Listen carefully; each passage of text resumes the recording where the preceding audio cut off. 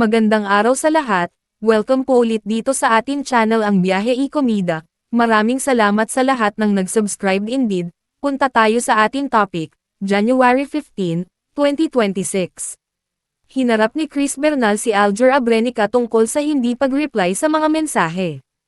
Kinumpronte ni Chris Bernal si Aljur Abrenica upang personal na tanungin kung bakit hindi umano ni-replyan ng aktor ang mga text message na ipinapadala ng aktres. Sa video na kuha ng GMA News nitong Miyerkules, January 14, 2026, makikita si Chris sa backstage ng TikTok habang kinukumpronta ang dati niyang ka-love team na si Aljur.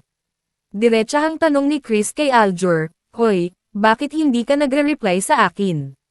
Sumagot ka, "Bakit hindi ka nagre-reply sa akin, ha?" Dahil sa pagkaka-corner sa kanya ni Chris, hindi na nakaligtas si Aljur at sinagot ang matagal ng tanong ng aktres.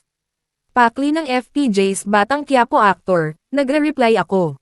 Muling tanong ni Chris, "That's still your number? Ayun pa rin ba yung number mo?"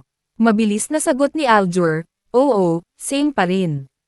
Ni-replyan naman kita, hindi lang nagsesend, hirit pa niya sabay yakap sa aktres. Dagdag pa ni Aljur, "Noong nakaraang araw, tinatawagan kita pero hindi mo naman sinasagot." Dito na naglabas ng tila sama ng loob si Chris tungkol sa tila pandededma sa kanya ni Aljur. Sabi ni Chris, kasi hindi mo ako sinagot noong una, kaya sabi ko hindi ko na lang siya sasagutin kasi hindi naman niya ako sinasagot." Hindi rin pinalampas ni Chris na tanungin si Aljur tungkol sa pag-unfollow nito sa kanya sa Instagram. Aniya, "Tsaka bakit ka naka-unfollow sa akin, ha?" Saglit na napahinto si Aljur at waring walang maisagot sa tanong ni Chris kaya idinaan na lamang niya ito sa biro. Saad niya, "Huwag mo namang sabihin sa camera." Agad namang nilihis ni Chris ang usapan at binati si Aljur sa tinatahak nitong karera ngayon, lalo na ang pagkakaroon nito ng pamilya sa piling ng partner na si AJ Raval. Ani Chris, "Na-miss kita. I'm so happy for you, and congrats sa family life." Maraming netizens ang natuwa sa muling pagtatagpo nina Chris at Aljur. Sa comment section ng video, ilan sa kanilang mga tagahanga ang napa-throwback sa tambalan nilang Alcres. Sabi ng isang netizen, "Published as is, grabe, the OG love team." Saad naman ng isa, "Published as is, OMG, I remember my younger self." Inferha, bagay pa rin sila. Hirit pa ng isa, "Published as is, matanda ka na talaga kapag ang love team ni na Chris at Aljur ang naabutan mo." Iba pa rin talaga ang chemistry ng Alcres. Nakakamiss silang makitang magkasama on screen, dagdag pa ng isa.